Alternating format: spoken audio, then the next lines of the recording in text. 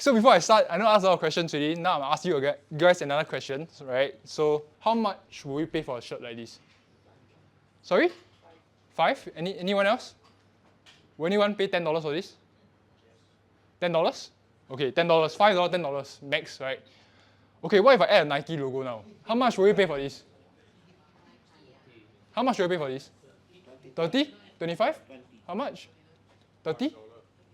39? What's such a weird number? So all your shirts are 19, 39, 39. Okay.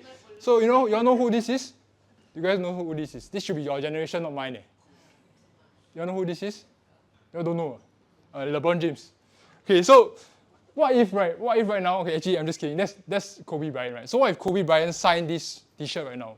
He's a basketball player that recently passed away, right? So what if he signed this t-shirt right now with the Nike logo? How much will you now then pay for this? $100. Let's say you do an auction right now, who will pay more than 100? Calling once, twice, sold, $100. Right, so the question is this. That's branding. Okay? So which is why, let's say if I take a regular phone right now, right? A regular standard phone, and I sell it to you, I can only sell it to you at a fixed cost. But what if now I brand it with an Apple logo? I can now sell it to you at triple the price, and you pay for it without even thinking about it. Why? So that's called perceived value. Okay, perceived value, right? Let's say, similar example, I sell a cup of coffee right now. How much do you pay for a cup of coffee? $2. Okay, great. So let's say I sell it to you at a fixed cost again, right? If I were to slap a Starbucks logo on that, you'll pay a premium for it, $8, like you see, right? So that is perceived value. Similar concept. Okay, at this point, you might have two questions. Number one, if I'm not running a Fortune 500 company, right? How would that help me? How would this information help me? And number two, how do I even do it? Good questions, if that's what you're thinking, right? So that's what I plan to solve today. So what I'm planning to teach today is actually what generated over 8 million organic views. So for those of you that, like I asked, that do YouTube yourself, you should know how hard it is to get this number of views, basically. So these are just some examples. Claire, 50,000 commissions. Colin, 40,000. Elisa Sama, 3 appointments. Rama, 20 recruitment and sales leads. 120 leads in 30 days, and even featured on Asia One of the biggest news portals in Asia. So by now, after showing you all that previous slides, you'll now then know why you need a brand, right? So hopefully, I have your first question answered, which is, how would that help me? I want to now answer the second question, which is, how do I then now do it myself? Okay, so if you're like me, I'm over-reliant on ChatGPT, you can see. So anything I don't know, I ask him. And you can see, the simple question I asked ChatGPT is this. Give me 5 common definitions on brand. And this is what ChatGPT gave to me, right? So number one, if you were to ask a marketer, ChatGPT will say that a brand is a unique identity for a product, a service, or a company, represented by name, term, design, blah, blah, blah, blah. Right? If I were to ask the consumer will say that a brand is a perception or an emotional connection that a consumer has to a product. Or if I were to ask a business will say it's a strategic asset, promise of value, blah, blah, blah. Right? This is the nerd definition, right? A legal perspective. So if I were to ask a lawyer will probably tell me that a brand is a legally protected trademark that grants exclusive rights to use specific symbols, names, blah, blah, blah. And if you're like me right now, you'll just be thinking, huh? Right? Like, how does that teach me how to create a brand? It doesn't. So let's go back again to the t-shirt example that I shared with you earlier. Okay, so what do you think of when you buy a t-shirt? Now, I'm not asking you to give me a price, but what do you think of when you buy a regular t-shirt? Just bought it. Use at home. Sorry? Use at home. Okay, at home. What else? Yourself? What do you think of when you buy a t-shirt? There's a need, okay. The whole idea of a plain white t-shirt is it has to be acceptable quality. It's generic, it's affordable, it's a casual t-shirt. But what if I slap a Nike logo on that? Like, what's your perspective of this right now? If let's say I would ask you to buy this.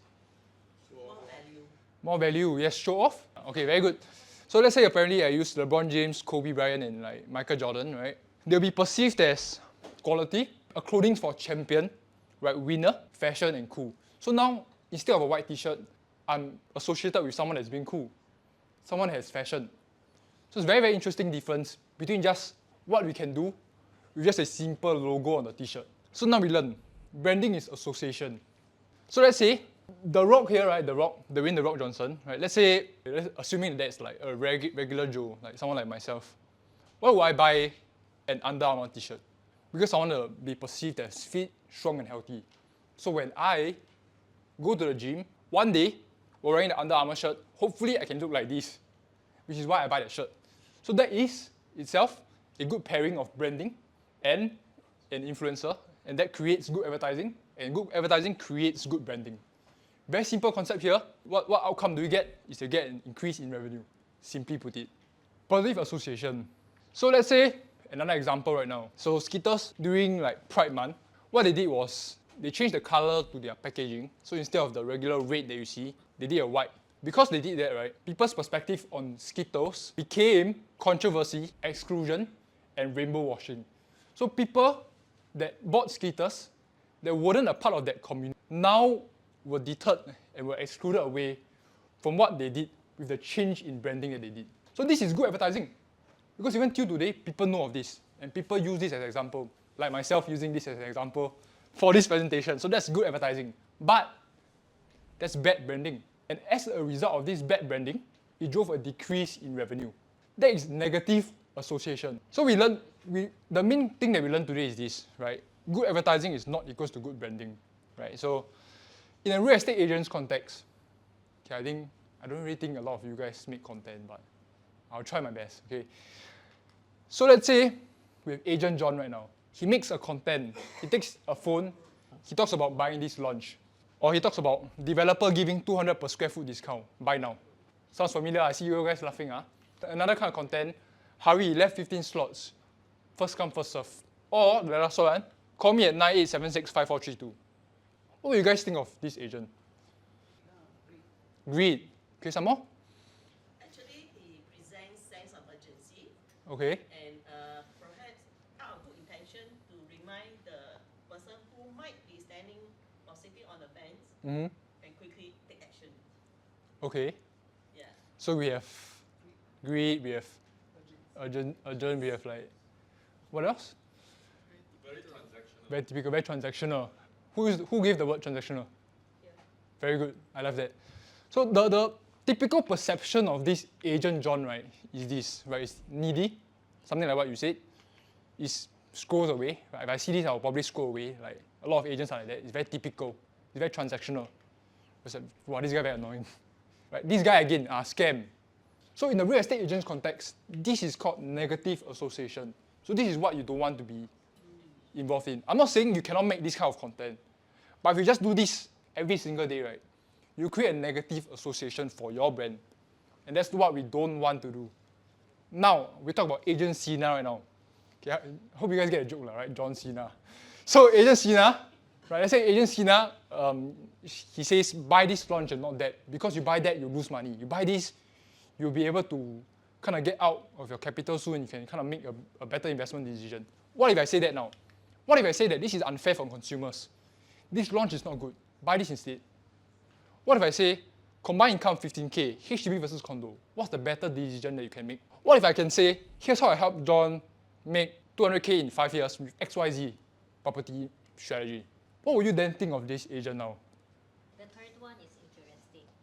Okay, will you want to contact this agent? Yeah, that one is better. Okay, so in a sense, right, to wrap this up, the perception on this is something like this. People will think that this guy actually knows what he's talking about. When I need a house, I think I'll go to him. Actually, my agent didn't tell me this. Maybe I should ask this guy about it. Right? He doesn't sell himself all the time. He must be qualified. Let me search him up online, look for his number. So you see the perception difference between the first one and the second one. So let me ask you this. Will you buy from Agent John or Agent Cena? Don't tell me John Cena, please. Neither. Oh, you buy from neither. Huh? You buy from Cena, right? Okay, obviously, right? Thank you. So how do we do this then, right? So let's say you're on the left and your product and service is on the right. Very simply put it, positive association creates an increase in long-term revenue. And a negative association creates a drop in long-term revenue. It's a very simple concept because like I shared earlier, no matter how good of an advertisement or how good of an advertising you do, Long term, good advertising will be bad branding. Very simply put it, right? So by now, you should get the point. You need positive associations. Okay, so the question here now is, what is positive associations? Right, so positive association means having the right message. Okay, what does a message mean? A message is a piece of information intended for a specific group of people. That's a message. At our company, we pride ourselves on these 3 core concepts when it comes to messaging. Number 1 is relevant and appropriate.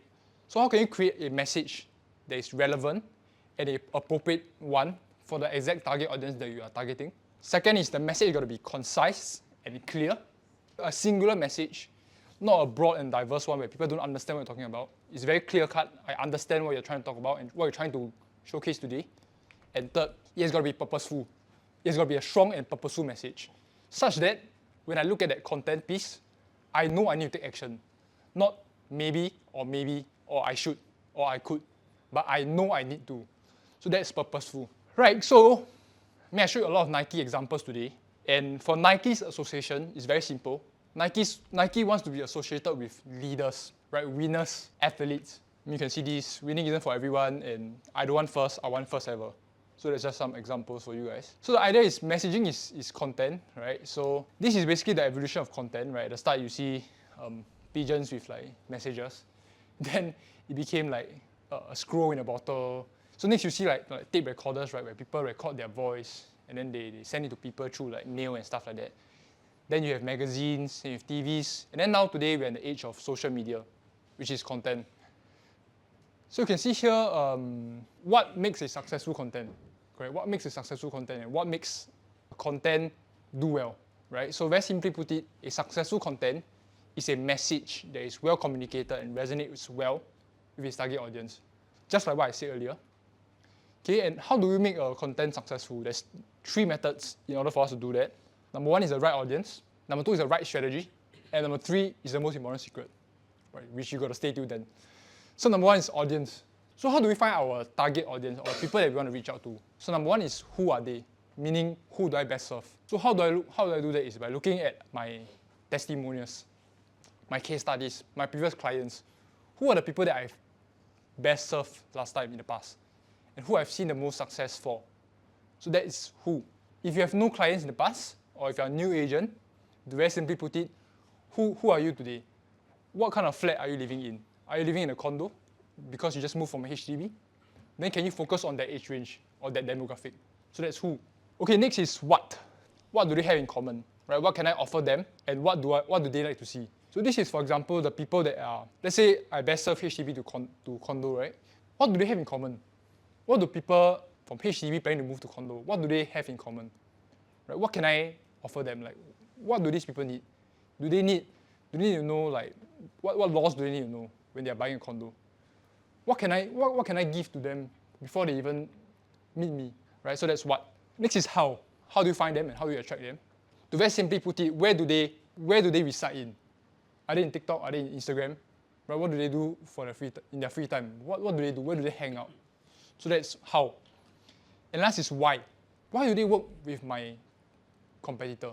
What do they have? What do they do that I don't? That I can then learn from? So that's why. Okay? So now that we have the audience covered, I hope you guys understand that. Now I'll teach you guys a strategy that we use. So for strategy, there's 5 parts. We'll start first with genre. And genre basically just means what do you want to be known for? Okay, so there's 2 realms to this. Do you guys know who Mr. Beast is? You guys know? Okay, great. So on one spectrum, you have Mr. Beast, which is entertainment, going out there and giving like fun and making the video interesting for people to watch. So it's more so to kill boredom instead of like learning something. So that's entertainment. On the other spectrum is education. So I don't know if you guys have seen on YouTube like those tech review videos. Like I review iPhone, I review laptop, or can even be I teach people how to start a business, how to invest in S&P, or how to invest in crypto and stuff like that. So that is education. Okay, so if you are an asset progression agent and stuff like that, that's where you want to be in. So it's about finding what you want to be known for. So that is genre. So by answering this question, I thought I clicked something. Like sitting down at home and then kind of thinking, how do you want to be known in the industry? That's how you will be able to then create a strategy that best fits like your personality and the people that you want to reach out to. Next is pillars. So for pillars, to very simply put it is what are 3 topics your target audience is dying to know. So for example, let's say I'm buying my first HDB, what do I need to know? Maybe the kind of loan that I need to take out, maybe mortgage, right? Maybe my keys or maybe like BTOs and maybe laws. What do I need to know? What am I dying to find out so that I can get to the next stage? And where do they find this information if not from you? Do they have to dig through Reddit posts? Do they have to go through a lot of forums to find it? How do people usually find it if it's not from content? How do I like fast track that? Yeah, you say Google, right? Sometimes you have to dig through multiple sources. How do I speed that? How do I quicken that process from searching to the 3rd page of Google to cutting it down to 1 video where people can understand the concept? There's pillars. Next is format. So format is basically what are 3 proven formats that work in your niche. But if you guys got TikTok, you've probably seen videos like home tours. You see videos like where people sit there and talking head videos. Or you might even see videos where people go on podcasts, there's a mic, they look like a professional. So what formats are working well right now in your industry? Okay, not industry, like in real estate. So that's format. Second last, structure. So structure is how your message is going to be brought forth. If you make content and you go on content and you just take a phone, right, and you just go like, okay, hey guys, today I'm going to talk about new launch. Hey, actually I forget, got this thing upcoming, very important, I need you guys to do. Hey, actually got this one more thing. There's no structure. People will lose interest. So to very simply put it, the structure that we use is hook, retain, reward, and ask. Very simple. The hook is supposed to make them stop what they're doing, stop looking at your phone, and listen. So that's hook. Retain is where we use elements like transitions, editing styles, really cool effects to keep people watching to the next minute, next second. That's retain. Okay, next is reward. So reward, very simply put it, is what we promise them something in the hook, and then we reward them with what we say we will promise them in the hook. So that's reward. And ask is where we eventually ask them for something. That can be follow me, that can be message me. Please don't say call me at like 9783, please. So other stuff that they're going to do to ask. Then ask. And lastly, so you are using the pillars and the format, right?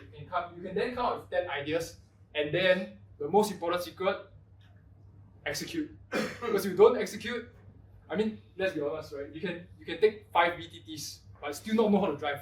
So last thing, the most important thing is to execute, do it, and learn from the mistake. Okay? So before I end, I think we've been going on quite well because I had very good chat with this. Right?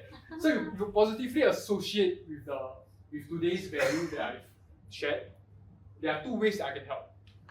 Right? One is if you're just starting out or you're newer, you can scan this QR code where I post free trainings there on YouTube. And if you're growing and you kind of want to be a partner, you can then scan that QR code or search up that domain. Yeah, other than that, thank you. Q&As? What's my name? Good My job. name is Brandon. Brandon. Yeah, Brandon. Brandon Ang.